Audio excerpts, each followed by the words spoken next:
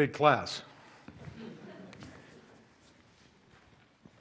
So this is a picture of one of our students, tinkering around. Actually, we did some prototypes last fall, and she couldn't contain herself. She wanted to get in and play as well. Where's my...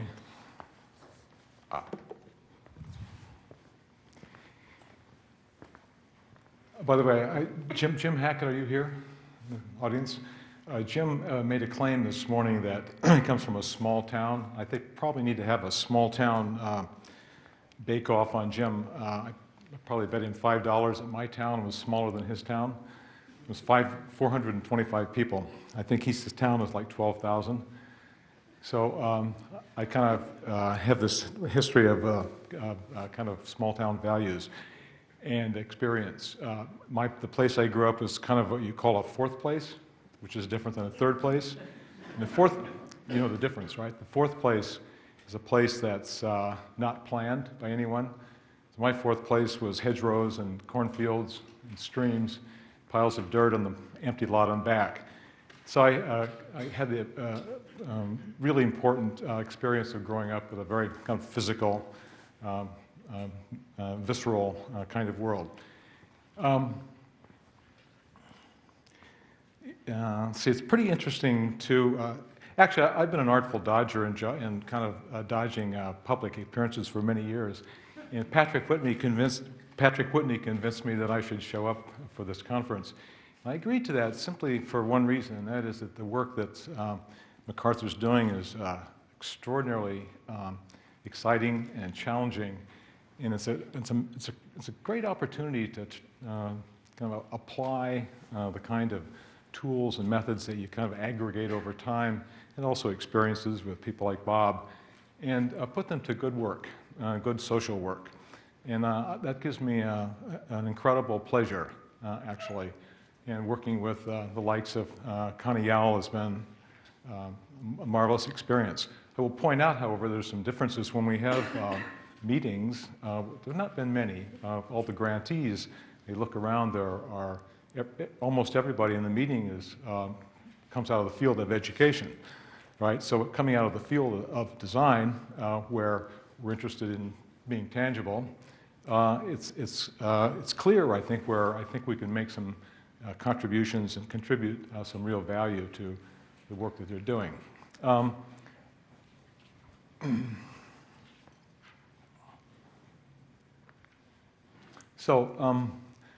Thinkering space.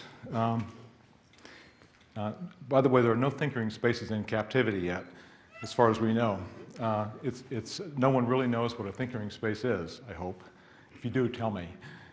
We're trying to actually frame out what that idea is really about. What Jim was talking about this morning is having a point of view.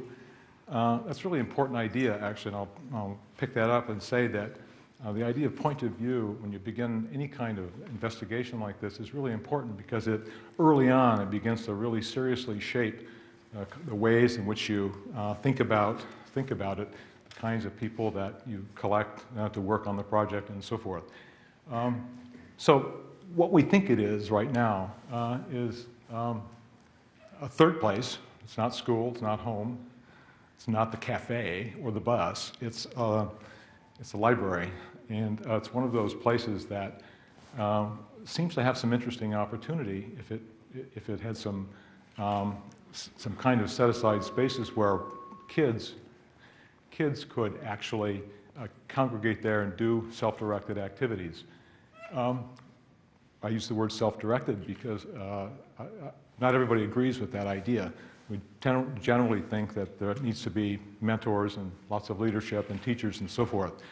But that's kind of one of those points that we think is really important, kind of a point of view early on, and you'll see it later. So what I'm going to do is give you three threads. One is framing the situation, and the other is the other two. The second thing is about talking about our prototyping, which is one of the primary tools that we use at the school. And the third is talking about developing strategy. It's not business strategy, it's kind of product development or product formation strategy. First thing is kind of at this intersection of the digital kids who Connie has carefully laid out as behaving rather differently, the way they play, work, socialize, and contribute civically, and so forth. We're playing on the work of the many people who are doing very focused work in that area, such as Jenkins, and certainly John Seeley Brown and others. The second thread is about tinkering. And John Seeley Brown is one of the people, among others, who have thought a lot about this concept of learning by doing. And there are those words again, right? We've talked about make to know and learn to do at the school probably since the late 60s and early 70s. So in our world, it's an old idea that fits pretty nicely now.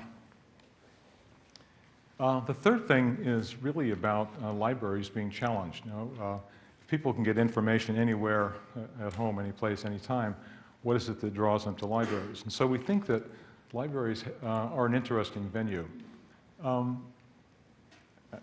By the way, these 3 points, these 3 threads were brought to us in the beginning from the first grant that we obtained a year ago, I guess now, which was what does that intersection look like between digital kids, libraries, and tinkering? So tinkering for us kind of has a couple of dimensions. We talk to people who are my age, and they think about tinkering as tearing apart greasy bicycles and fixing clocks and toasters and things like that. Talk to other people, and tinkering is really about digital tinkering that's working with interfaces and working on the screen and so forth. So there is this kind of dialectic between digital and physical tinkering. So one of our ideas is about maintaining the kind of what we call a hands-on, which is kind of, we'll think of that as traditional learning from the physical world, and heads-on, which is perhaps another kind of tinkering and thinking. So the semantic conjunction took us to thinkering right away. So we decided that we would name this project the Thinkering Space. Let's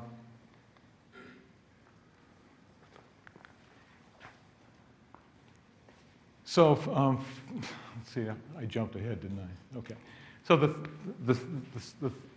third thread is actually about thinking about what a space would be like inside a library. So we kind of decided that we would capture that as a kind of space in a space or a place in a space, and that's how we got to the word space. Libraries are pretty interesting. You know, there in the U.S. there are about 117,000 libraries. In cities across the country, there are more in the urban environment, which includes branches. There are more libraries than there are McDonald's restaurants. And I told that to Connie earlier, and she says, "Good." So what that says, I think, is that libraries are out there. There are a lot of them, and they're out in the communities. And so when we talk about libraries as a potential venue for those long-tail experiments where thinkering spaces might exist, it looks like a pretty deep, interesting place. Part of our research always involves trying to think about frameworks that are useful. So we looked at 3 or 4 not 3 or 4, it's 4 that made sense to us. One of them is about modes of interaction, which starts off with 4 E's. It's engagement, which is how kids come into a space and how they relate to the offerings. Exploration, which is what they do when they get there. The third is what? Elaboration is the one I always forget. And the last is what happens when they leave. So what's interesting about frameworks is it helps kind of shape the ideas as you go along, and they're like structuring information and also helping you remember to fill in the blanks, as it were. The second is knowledge interest. We recognize early on that not all kids have the same amount of knowledge, not all kids have the same amount of interest. And so we construct a simple 2x2 where in the lower quadrant we have kids that potentially don't know very much and they're not particularly interested. And so exploration seems like a pretty interesting direction for them to operate. On the upper quadrant, we might in fact envision a kid who is very smart and very, very interested and motivated, and these people may in fact be doing authoring activities in their space. Planning opportunity is interesting from the standpoint that when we talk about being kids doing self-directed activity, it seems really important that we have some way of stimulating that activity. And so setting, which is really the environment in which that exists in the library, and contains things like affordances, things that make the space operate, and priming, which is really about cues or suggesting through either graphical means or arrangement or presentation of other kinds of information, suggesting the kinds of opportunities that would be available to a child. So, and the third is the idea of make, do, show, explain, which there are those key words again, and that is that we think we're pretty confident that that maintaining the idea of a hands-on physical environment, along with obviously digital or environment, is absolutely necessary. Oh, excuse me.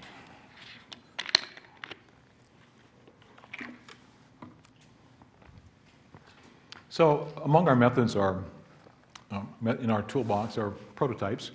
We're going to, when you talk to people about prototyping, there's probably a very long list, and the taxonomy is never really clear. But there are 4 kinds that we really use in this project. One of them is conceptual, structural, behavioral, and developmental. What we mean by conceptual prototypes, very simply, it has to do with envisioning ideas to identify salient issues, and that's all about sketches and word writing and diagramming and things like that. That generally our work fell into 3 areas. One was about looking at the activities, spaces, and the systems and the interior architecture stuff. The second was really about thinking about the idea of digital or physical interfaces. The third was thinking about the ideas about networks, both internal and external. So, for example, what we mean is if there was a Thinkering Space in Chicago and one in New York, they in fact ought to be connected in some way. Or when kids leave a Thinkering Space in a library and go home, there may well want to be some other kind of ability to interconnect or to save that information or to share it with others. The second was structural prototypes. What we did is in a school, we actually made a place, or a space in our place. And we use stock components, Metro shelves. They're available, easy to use. Made a configuration then that pinned down all of these corners so that these things would spin around and actually close up. And we put that into our space and used it as a base of operation for the project and for student meetings and so forth, and ultimately as a prototyping environment. So in a way, what was useful was having this physical space where we could kind of center the project.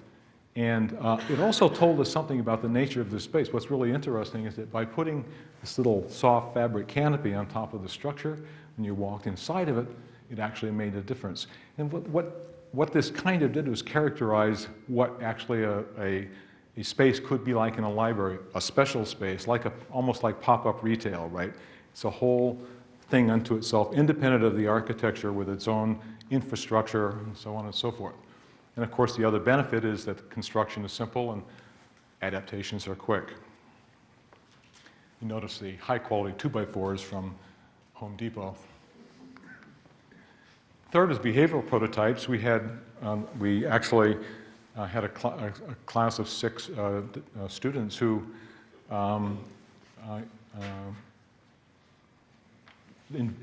developed a series of kind of kids-based interaction scenarios that they could convert to physical environments, and then we invited, I think we had 20 or 25 kids that actually came into the school over the semester and participated in engaging in the activities that were outlined. Some, they resulted in things like doing performance or dealing with equipment and imaging, collaborative on the right, collaborative story making. That's actually a, whoops, that's actually a Lazy Susan story where each student is selecting words and turning it around, and the other student is writing a story based on those words. Well, clearly this can be there's a digital version of this, if you will. But the idea that it's physical and people are actually using it is really interesting, especially if its behaviors are after to watch them work. I'll come back to that. Interacting in certain ways. There was a three-dimensional interface, a cube that actually ran a show. The idea of collaging with materials, dealing with sometimes of abstract shapes of color, sometimes things that were figurative. And what we're after, we're trying to find ways to understand the nature of their behaviors.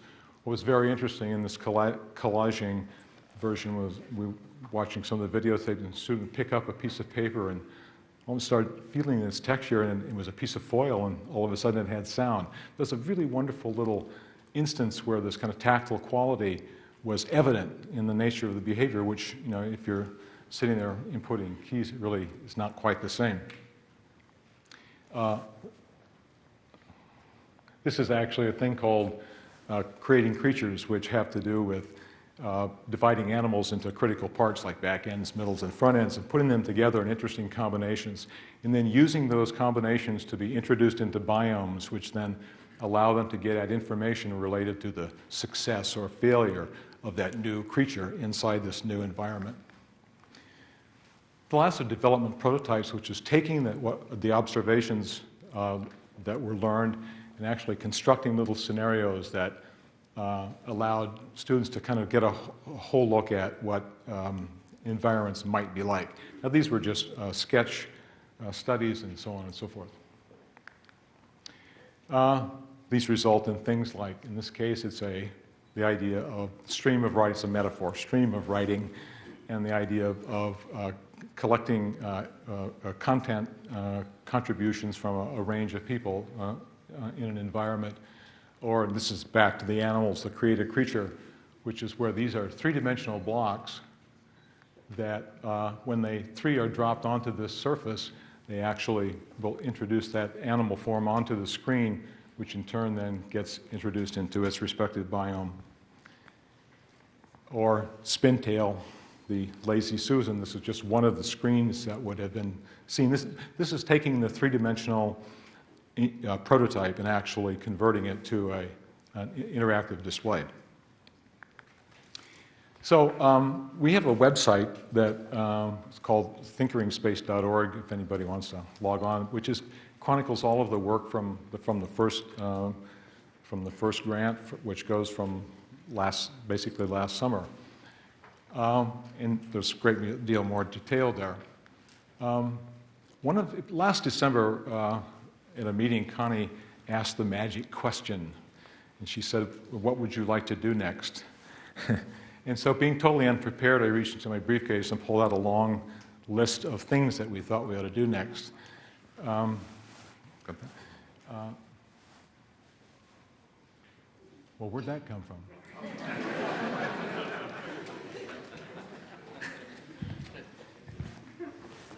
So,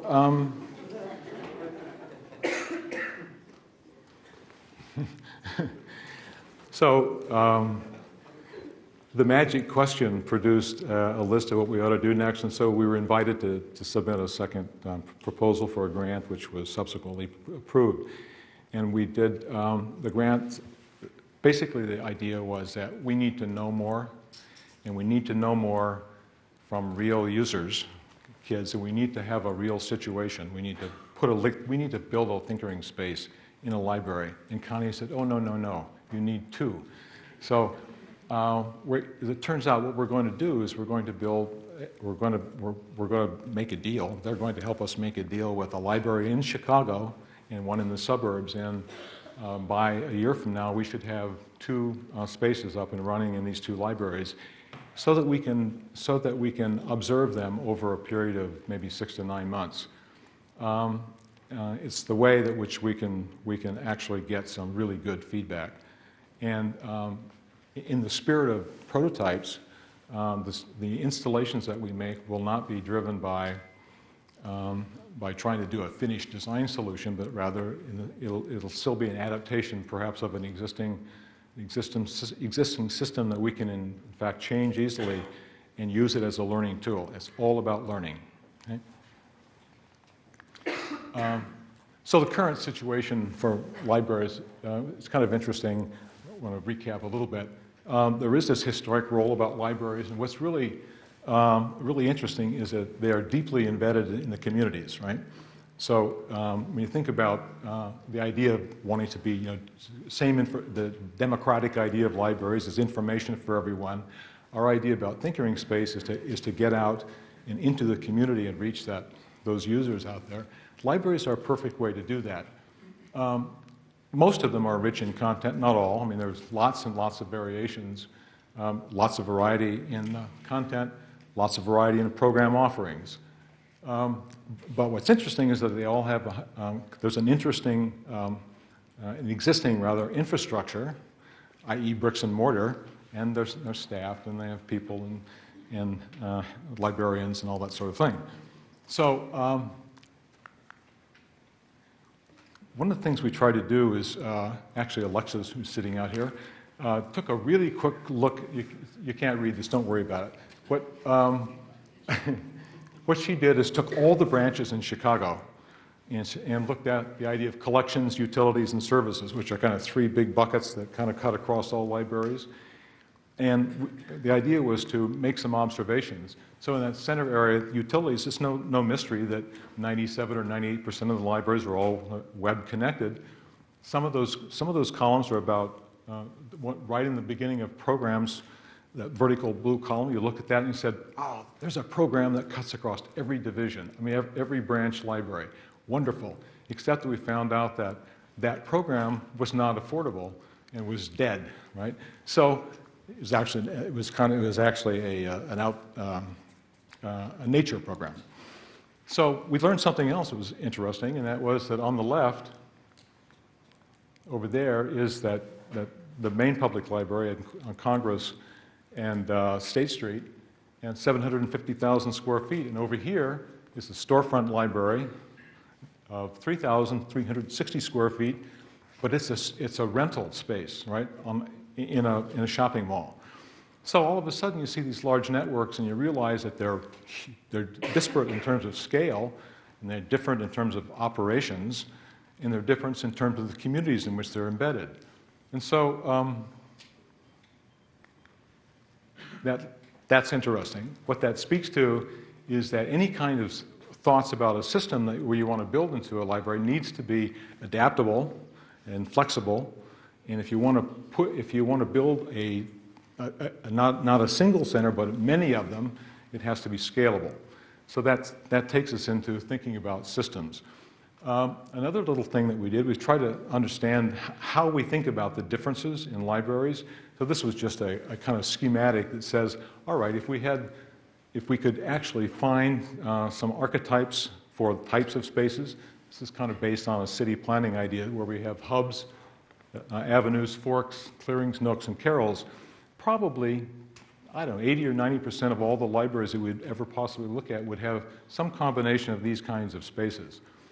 The second part of that was, if we think about Thinkering Spaces as a set of activity nodes or elements that when you put them together as a system form these structures, we could have a similar kind of taxonomy or collection of activities that kind of cover a whole broad range of types. So again, I'm not sure that 6 is the right number, but as someone said earlier, it's not this solution, it's that the idea of how you think about doing the system that's really important. So with those 2 facts, then we would have the ability to kind of take any kind of library plan and put together archetypal spaces with sets of components or nodes that form Thinkering Spaces.